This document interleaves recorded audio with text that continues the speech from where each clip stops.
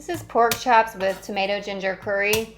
This recipe comes from a really good friend of mine, she's kind of like a second grandma. So I'm going to get into this garlic, and that's about 3 cloves. And just cut up as much garlic as you really like. Mince it up, set that aside.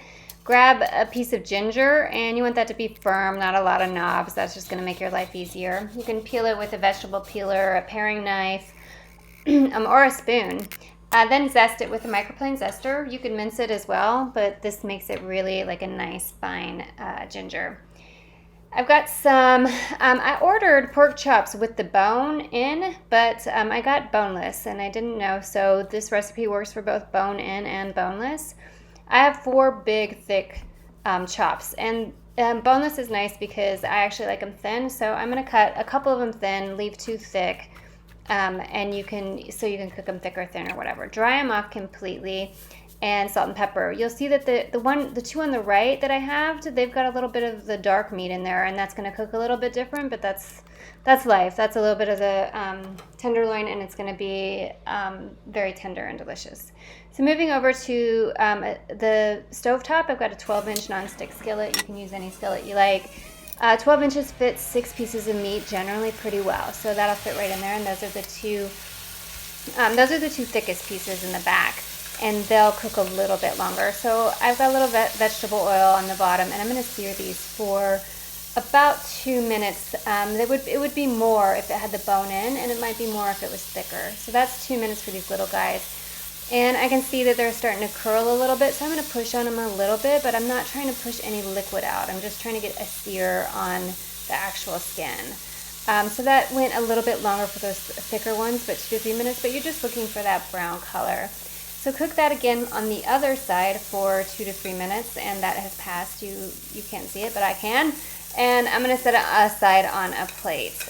Those little guys should actually just be done at 145, but the bigger guys will still need to be cooked a little bit. So the same pan, I'm adding some olive oil or vegetable oil, and I'm going to bring it to a medium-high heat and add the onions. Cook this for add a little bit of salt if you remember, but you can salt it.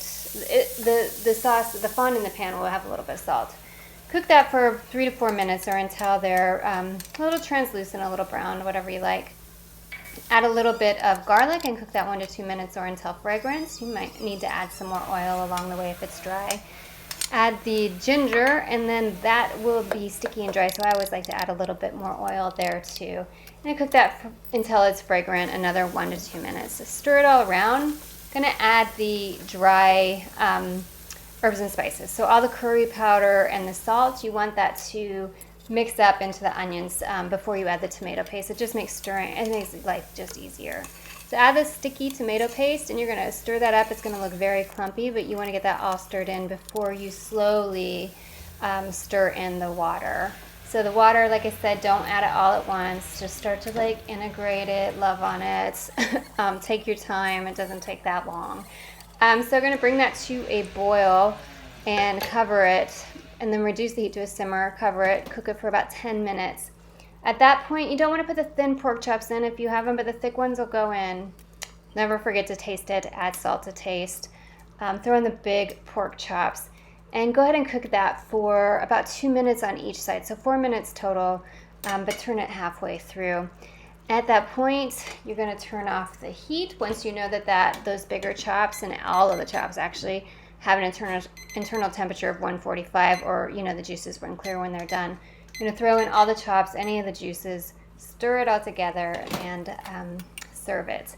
You can serve this with rice, a vegetable, whatever you like. It's very flavorful, super delicious, and actually pretty easy once you get the hang of it. So enjoy. You can find the recipe at eatsimplefood.com.